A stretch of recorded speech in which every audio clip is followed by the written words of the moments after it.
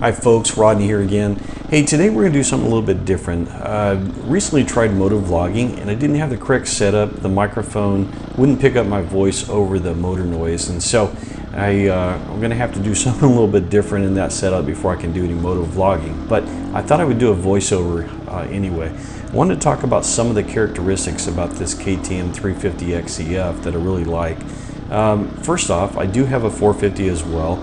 And there's definitely some benefits to the 450. Obviously a 450, you can lug it. You know, when you get into the tight technical stuff, it definitely won't stall near as easy as the 350 will. But there's some other benefits about the 350 that, you know, far exceeds the 450. First off, the 450 obviously is heavier in weight. Now, the KTM 350 XEF is about 15 pounds lighter than my YZ 450 FX. The other benefit is that it has a shorter stroke, and with that, I think when it comes down to the inertia, you have less inertia kind of preventing you from kind of laying it over in the corners, and so that's another huge benefit there. The KTM also has this characteristic that it changes direction quickly, and so when you're dodging in and out of trees like we're looking at here, you know, it definitely makes it easier to make those corners quicker. Also, if you just kind of watch here, look how easy it stays in the ruts.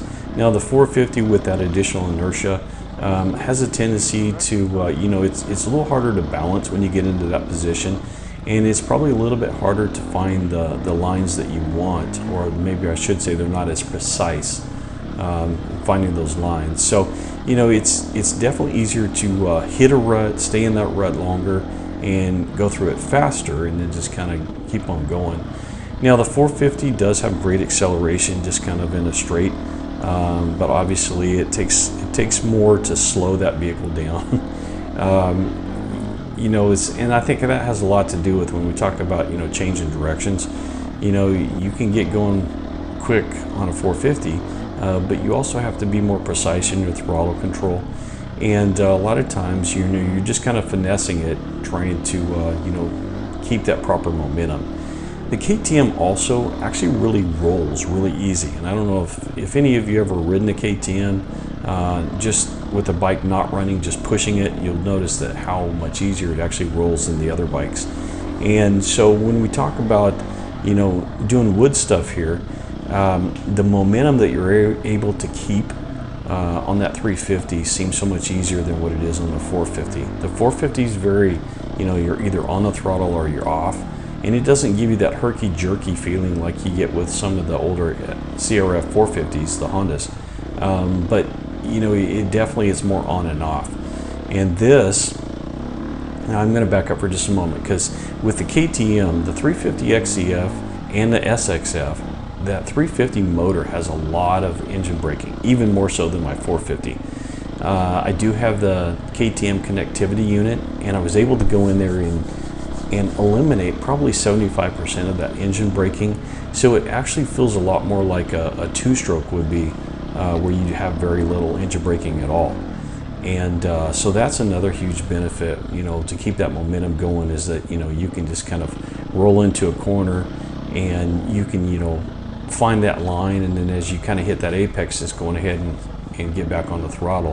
Where the 450, you really kind of have to pick and choose your line, and then make sure that, you know, you don't have any, should say, braking bumps, you know, to kind of throw off the chassis a little bit.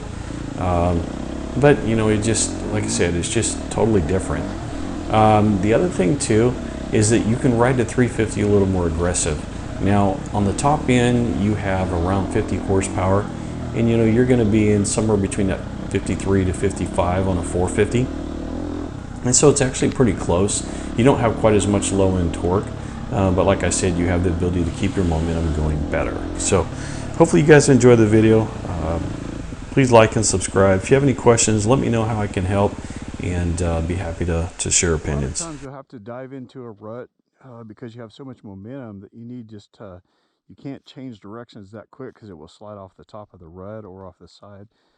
And the bike just wants to lay over so quick that it changes directions in a heartbeat.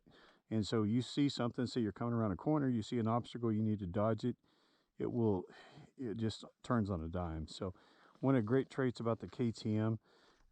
Another thing is tires, the Dunlop MX53s. I changed to the FCP motor mounts, but it changes direction so fast.